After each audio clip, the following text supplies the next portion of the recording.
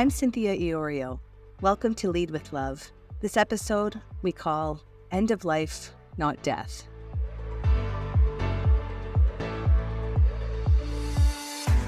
Now, I'm not going to lie. We're talking about a pretty heavy topic here. Talking about planning for and preparing for someone's end of life. And the reality is, for so many of us caregivers, that's when we're called to duty. Sometimes it's at the end of a very long caregiving journey of caring for an elderly parent who is now very clearly towards the end of their life journey. Sometimes it could be for somebody like myself who was caring for parents who were both diagnosed with palliative illnesses, and we knew from day one that time was limited. For some people, it's looking at a diagnosis of ALS or Alzheimer's or very long, slow progressing illness for someone that we know is incurable and could last a very, very long time. And this is tough because in all of these situations, what plays so heavily on us and what informs so many of our decisions, whether at the forefront or underneath, is grief. And grief is a really, really large emotion. I mean, we got some small emotions, and then grief is a huge emotion. And it comes in different waves, different forms. It can be delayed. Like, I know I can delay my grief, which is a wild experience, and one that I had a year after my father passed. All of the emotions I wasn't able to process when we first got his diagnosis kind of came out literally a year to the day that I had taken him to the hospital, and I relived every single emotion from that day up until the minute that he passed. Completely wild. Grief can take on a lot of forms, and because of that, it adds a level of complexity to the experience of caring for someone who we know will eventually no longer be here. One of the hardest things for me when my mother was sick was to hear the word death or dying. I still get a lump in my throat and get the heebie-jeebies when I think about the death and the dying of my mother. It was just a mental block that I had. And one of the things that I actually was very aware of in the conversations that I had is I would actually say verbatim, my mother is in the end of her life. And it was easier for me to face the tasks at hand by focusing on the fact that she was at the end of her life rather than death. And when you think about it, an entire society is set up to not talk about death and dying, which is no one can save themselves from it. It's all going to happen to all of us. But we're sold the fountain of youth, and we don't want to think about getting older, and we don't want to think about suffering, and we don't want to think about not being with our loved ones anymore. And so it's one of those things that we just put out of our heads and we put it out of our minds.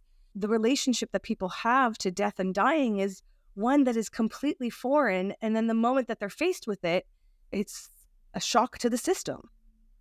And I know that that's what happened to me with my mom, and that's why I focused so much on her end of life.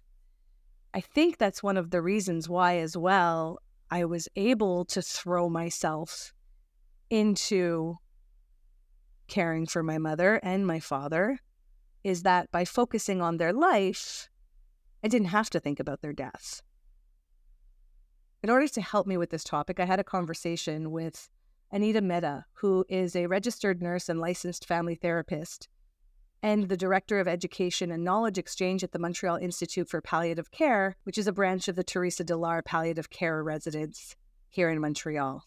When we think about someone who is caregiving, and we think about just caregiving in general, we often conjure up images of maybe spoon feeding the elderly, or helping someone get dressed, or helping people with kind of day-to-day tasks.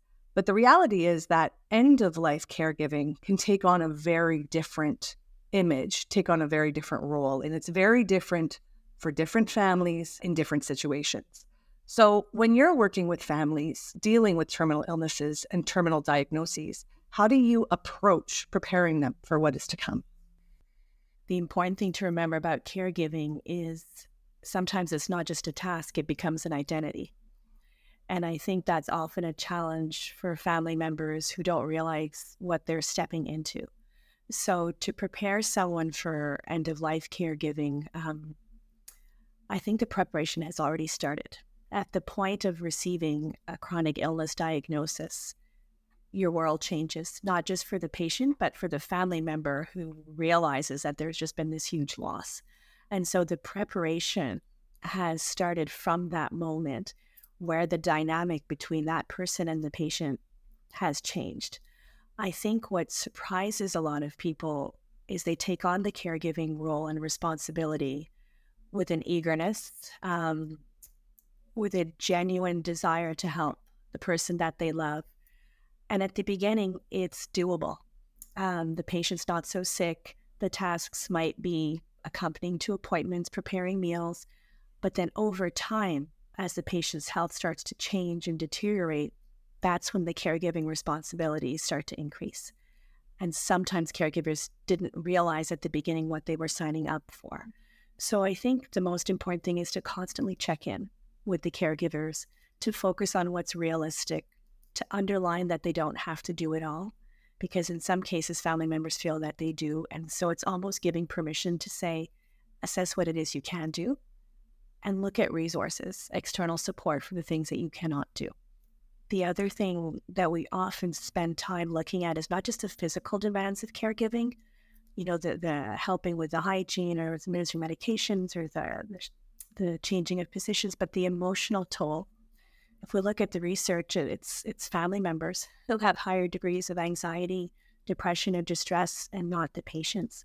So keeping those aspects in mind are really important for caregivers. The other thing that causes a lot of distress is not having enough information. So part of preparing, again, for end of life is making sure that family members know what's coming, know what the illness trajectory might look like, so that things don't come as a shock or don't come out of the blue, and that they can prepare ahead of time.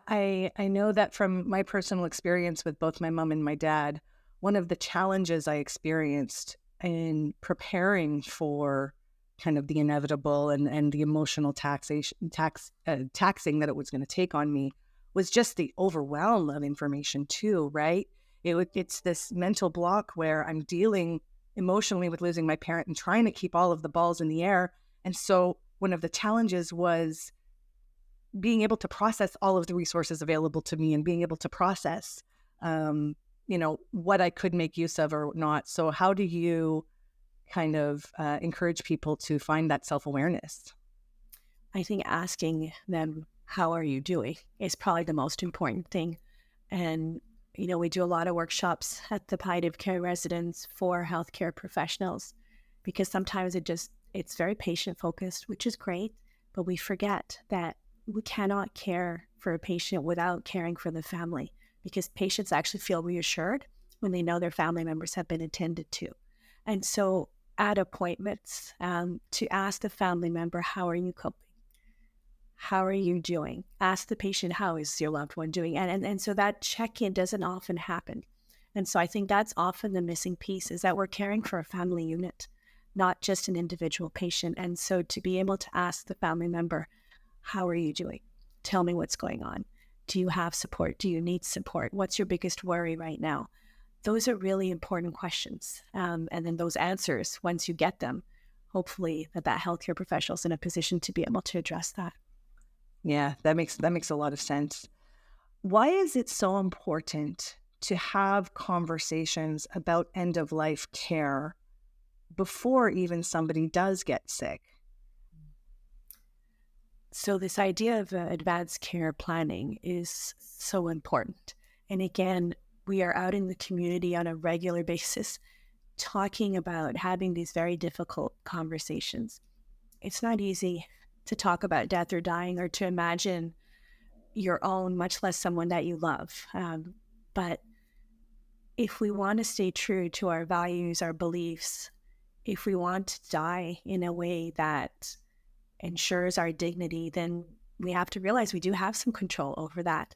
And so advanced care planning is having conversations about what death and dying might look like, about what our wishes are. And even though it's a hard conversation, the research actually shows that patients are often more satisfied with the care they receive, and that there's this great sense of control. There were two things that Anita mentioned that really resonated with me and stuck out to me, especially regarding what happened with my dad. The first thing she said is, I think asking them how they're doing and asking the caregivers how they're doing is really important to really check in with them. And I remember 3 weeks after my father had been hospitalized, and at this point, the disease had taken all of his ability to walk and talk and really interact with us on a regular basis. And the palliative care nurse from the hospital walked in and she said, "And how are you doing?" And the question took me off guard. I immediately kind of gasped and I looked at her. I said, "You're not allowed to ask me that. Don't ask me that. It's not about me. It's about him. You can't ask me that." And I could feel my voice quiver and I can feel myself on the cusp of breaking down.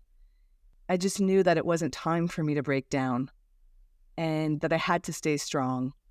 But it felt really good to hear the nurse acknowledge me because I knew, especially what I had learned with my mom, I knew that there was going to be a time when I needed to lean on someone and I needed someone to be there for me. But in this particular moment, it was all about my dad.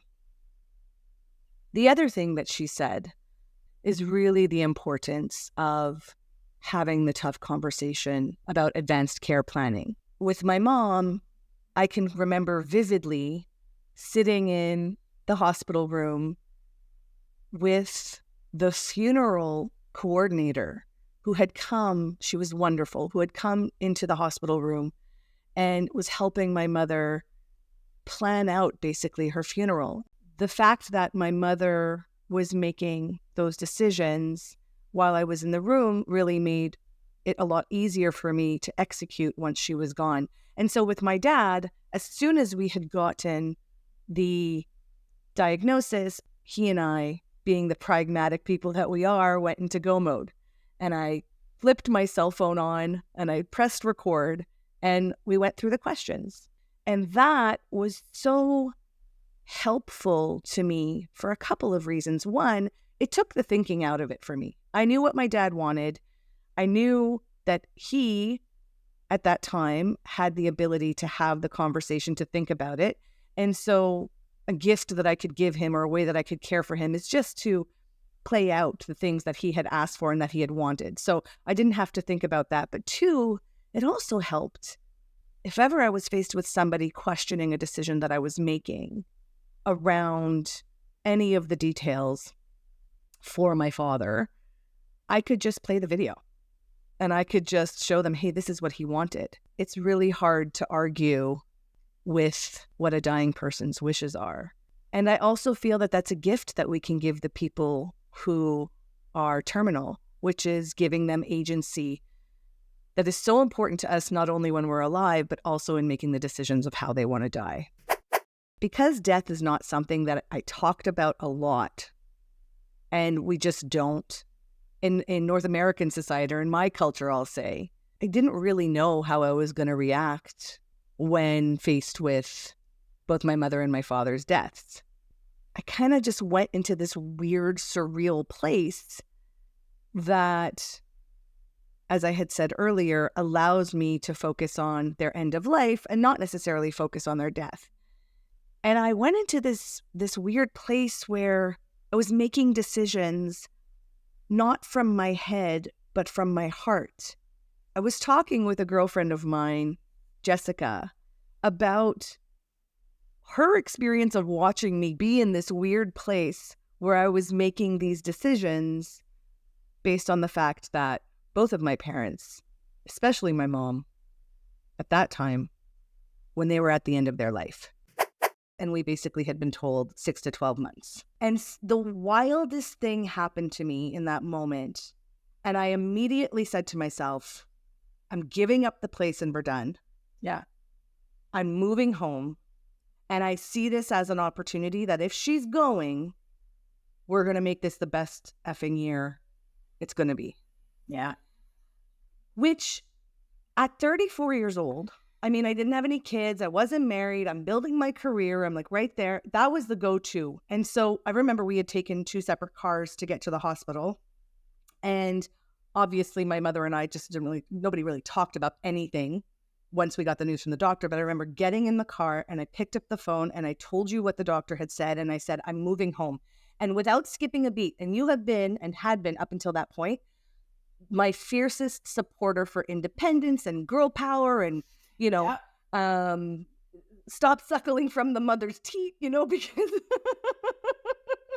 Mommy and I had a very, very close relationship. Oh, God. Yeah.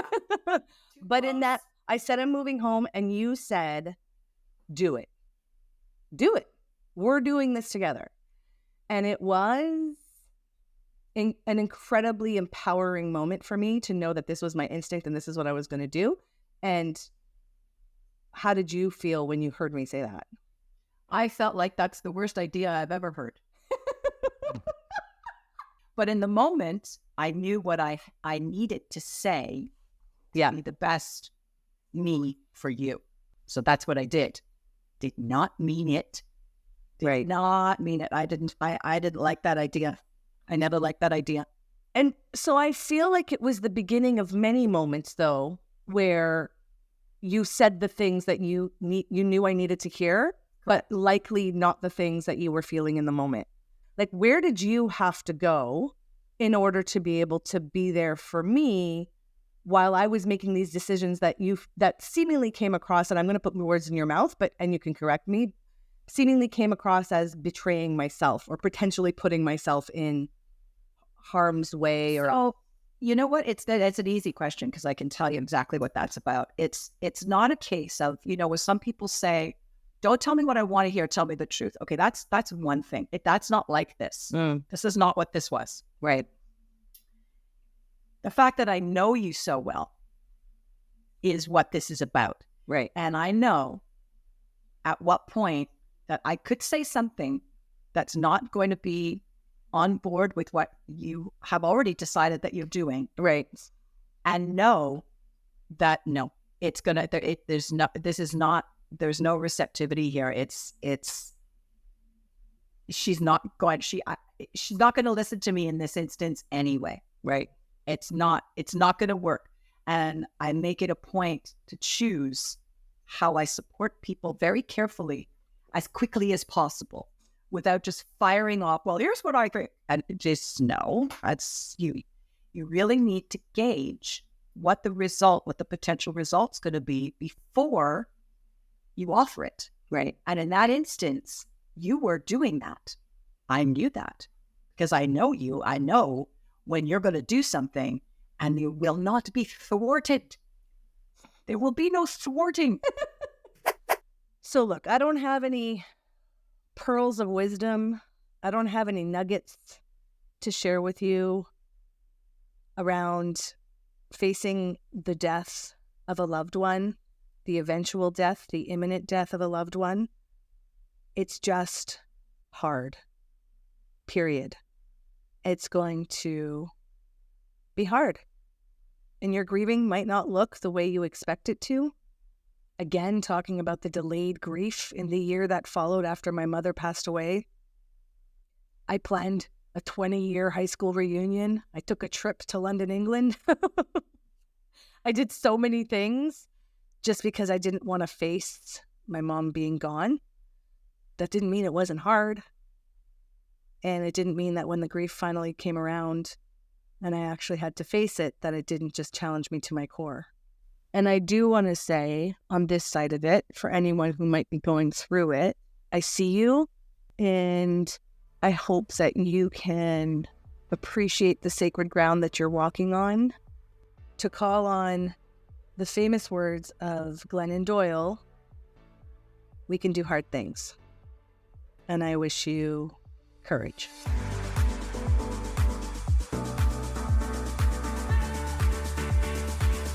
If you like what you heard today, please follow, rate, or subscribe to Lead with Love on the podcast platform of your choosing.